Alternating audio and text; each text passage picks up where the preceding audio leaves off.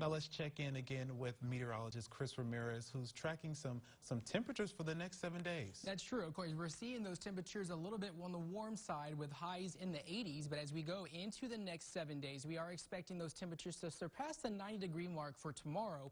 And then we're going to have a little bit of a cool down going into Wednesday and Thursday. But that's due to incoming moisture and possible rain chances that are going to be coming into the picture as we head into the middle of this week. And then we're going to be back into the 90s heading into Saturday and Sunday. So expecting that humidity and those muggy conditions to return to the valley. I'll give you a reason why in just a little bit, but looking at our rain chances, only getting a 20% chance of some showers going on for Thursday. But as we look at the situation here, those high temperatures today, fairly warm in the upper 80s in Harlingen, Weslaco 90 degrees, McAllen 91. So still dealing with some summer-like temperatures as we are still in fall, of course, in the month of October. But right now, rather pleasant in the upper 60s in Raymondville and Harlingen, 70s in McAllen and Weslaco. But as we look at the main idea here, those temperatures, those wind speeds, very calm. But then as we look at those tropics, we are seeing some very active tropics right now. We have two systems of fairly concerning that are in the Atlantic basin. We have Tropical Storm Gamma, and now we have Tropical Depression 26.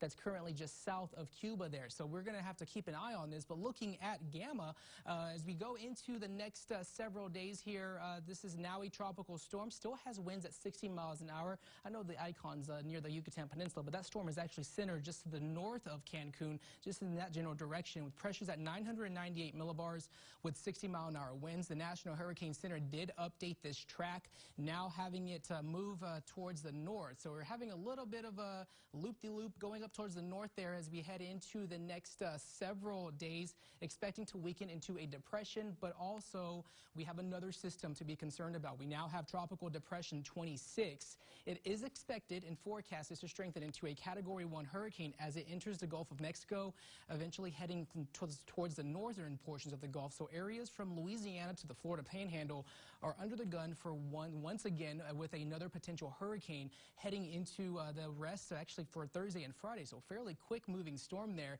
but also this storm is very far away. Lots of uncertainty in terms of that track. So we of course seen those tracks actually shift to the east and west just a little bit during hurricane season. So we're going to have to keep an eye on that. However, those spaghetti plot models has a very good consensus that this storm will probably be around southeastern Louisiana into portions of Mississippi there. So computer models are agreeing on that in terms of now, but we still have several days to look upon to see if that track is going to change. Looking at our atmospheric moisture for us here in South Texas, we're going to start seeing increasing moisture for this week because we're going to get some of that moisture from Tropical Storm Gamma that is going to be bringing that humidity, of course, possibly some possible rain chances going into Thursday there. So not really big rain chances, mainly along the coast, but looking for the next several days, we're going to have this front that's going to stall out. That's what's keeping Gamma off towards the south of us there. So it looks to me that we're going to be a little bit safe on within the next several days in terms of hurricane season. However, looking at the situation, we're going to see those possible showers in Thursday, mainly along the coast. Not really widespread rain, not really much of a concern. However, these tropical systems that are in the Gulf are going to be causing some rough conditions along South Padre Island, so you might want to be careful if you are heading out towards the beach there. But tonight, those overnight lows dropping down to 65 degrees, clear and pleasant, winds out of the east-southeast at 6 to 10 miles an hour. As we go into looking at tomorrow, temperatures will be fairly warm and fairly summer-like with highs in the low 90s, winds out of the northeast at 6 to 11 miles an hour. And for your 7-day forecast, expect those temperatures once again, we're going to remain rather warm heading into the next several days. Mostly sunny skies expected for the beginning of this week. We're going to be in the upper 80s, back in the upper 80s for Tuesday and Wednesday.